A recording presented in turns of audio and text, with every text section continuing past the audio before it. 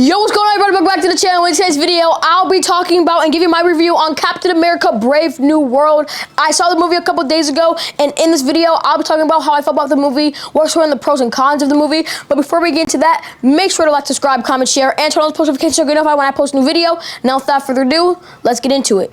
All right, so I'm sure all of you in this past week have seen and heard multiple reviews on this movie, multiple mixed reviews. People are saying it was trash, others saying that it was decent, and in this video, I'm here to tell all of you guys that this movie is far from being a trash, terrible movie. This movie is the definition of a decent movie. And whoever says that it's a terrible movie and it sucked and it was trash and it was one of the worst Marvel movies I've ever seen is just lying, and they're hating because it's a trend at this point. Captain America Brave New World has amazing aspects to the movie, and of course it has its cons, but so does every other movie. But if you ask me, the pros in this movie outweigh the cons like by so much. And here are some of the pros and cons that I had with this movie. Starting off with some of the pros, I have to mention the highlight of this movie, the best part of it, without a doubt, for me at least, was the Red Hulk.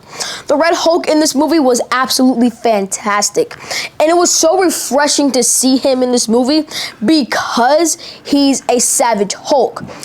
I mean, no pun intended when I say this, but it has been like 6-7 years since we have gotten an actual, like, angry Hulk. We have gotten this stupid smart Hulk for the past several years, and I'm tired of seeing him on screen. And we finally got to see Red Hulk, a savage Hulk, breaking things, going after one target that makes him mad the most, and just having no regard for human life, just doing what he wants, and just trying to break everything around him.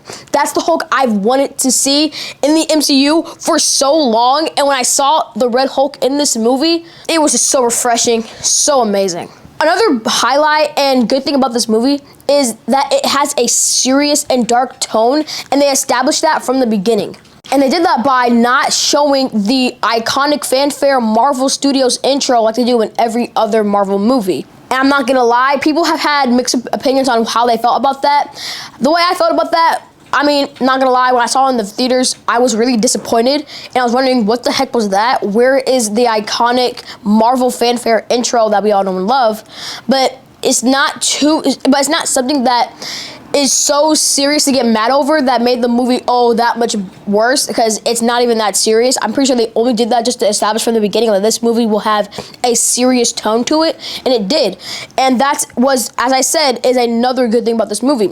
We have gotten, for these past years, like just so many comedic Marvel movies, or like the main theme of it is comedy, and I've been so tired of that. And this movie also gave me a good refresher because we finally got a genuinely serious Marvel-toned movie. Yeah, there's some funny scenes where people are laughing or having a good time, but the overall aspect and theme of the movie is serious. And it has this type of like thriller and mysterious vibe to it, which I love. And it did give me some type like Winter Soldier vibes. It's about, you know, a corrupt government. You can't trust everybody. That's basically like the Winter Soldier, corrupt SHIELD. You can't trust everybody in SHIELD because half of them are actually Hydra agents. It gave that type of vibe, and I actually liked it a lot. Moving on to another good thing about this movie, which was the villain concept. I say that because the villain in the movie itself is not that good of a villain, but the concept of having the leader as the villain of this movie is a pretty good idea. The leader as the villain in this movie was a good concept, but they just didn't execute it well. Moving on to a really nice highlight of this movie is the action scenes in this movie and the use of Sam's technology with the shield. Oh my gosh, he gets so creative using his like Red Wing and his suit with the shield. It's so creative and so cool to see on screen. I mean, a little bit spoilers, but in this movie you literally see him surfing a missile. And then he also has Red Wing attached to the shield, and he has a moving shield as people are shooting at him, and the shield is blocking it, like as he's moving through the air with his Falcon suit. That was one of the most amazing, like visually amazing fight scenes I've ever seen in my life. It was so cool to watch, and I love the way he uses his shield and his technology just to make him that much of a better, like, Captain America. Well, I wouldn't say a better Captain America, but more creative Captain America. With that being said, I also want to shout out Sam Wilson as Captain America in this movie.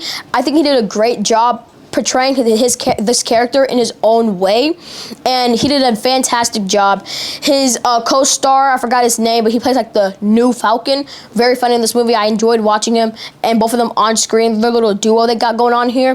This is like the new Cap and Sam, but instead it's like Sam and this other guy, I forgot his name. But yeah, they're really nice to watch in this movie, and they have good chemistry. My last pro of this movie is it being the most connected MCU movie we have gotten in a long time. I think I speak for a lot of people when I say that in the past few years, the MCU has felt very less cinematic and not so connected, which is not a good thing when you have a cinematic universe. And I would say that this movie brings a lot of things or connects a lot of things.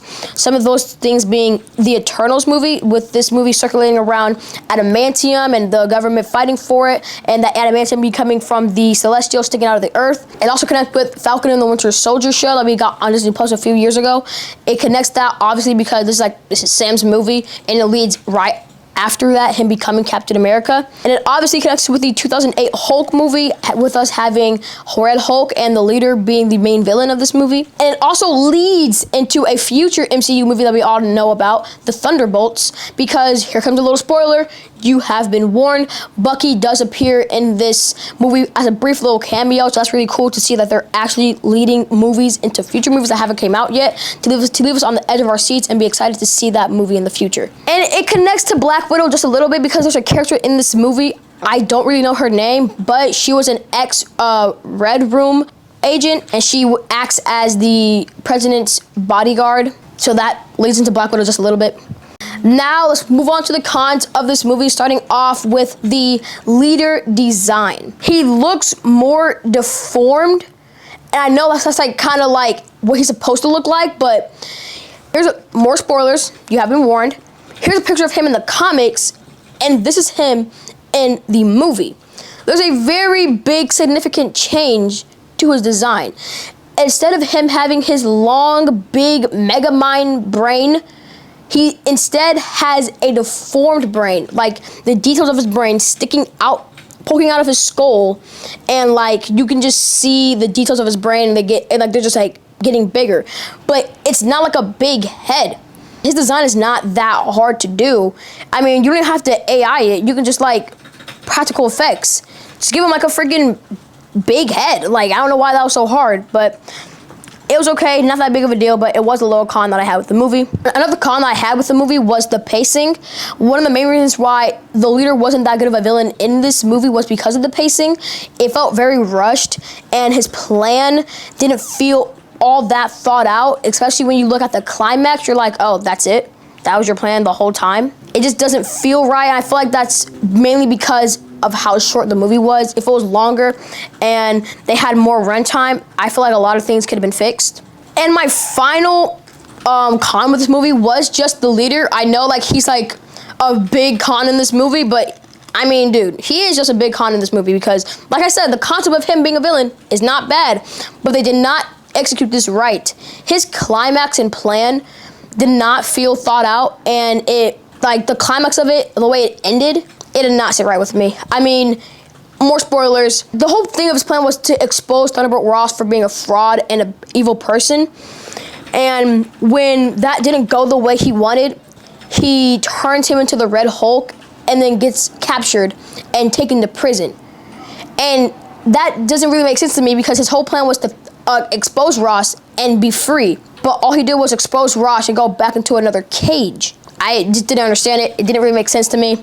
But yeah, that's my review. I give this movie a solid 7 out of 10. Not bad at all. You guys should go watch this movie. You will have a good time with it. Don't listen to all these bad reviews because they're not even true most of the time. Like, just make your own opinion. Don't listen to others, and don't be influenced by others' opinions. Just go watch the movie and have a good time. But before we end this video, I just want to talk about this one thing that made my movie experience while watching Captain America Brave New World just that much better, is having this popcorn bucket. I'm going to be showing you guys what this popcorn bucket can do and how awesome it actually is. First thing that I like to point out is just the design itself. It looks visually amazing, and this little department in the back that looks like the Falcon's actual wingsuit, its wings can actually deploy, and that just makes it even more cooler. And when you look at it from the front, it looks like the actual Captain America suit that you see in the movie. And this little top part that keeps your popcorn nice, safe, and secure can actually pop right off, and you have your own little aluminum Captain America Frisbee shield. Not only that, the popcorn bucket itself has a lot of space, so you have a lot of popcorn in here. But by far, the coolest thing about this is that this wingsuit is detachable, and it's not just a little cool accessory toy that comes with the bucket. It actually holds drinks. It's a cup. And I went in the movie theater and I filled this thing up to the brim with my iconic red and blue slushy flavors, and it actually kept my drink cold, and it had zero leakage. But yeah, this popcorn bucket is actually really cool, and it's one of the best popcorn buckets I have currently in my little collection I'm trying to grow. And honestly, I do not regret getting this at all. But yeah, guys, that's all I have for you guys today. Make sure to subscribe, comment, share, and turn on the notifications so you can find out when I post a new video. Now, without further ado, I'll see you on my next one. Peace.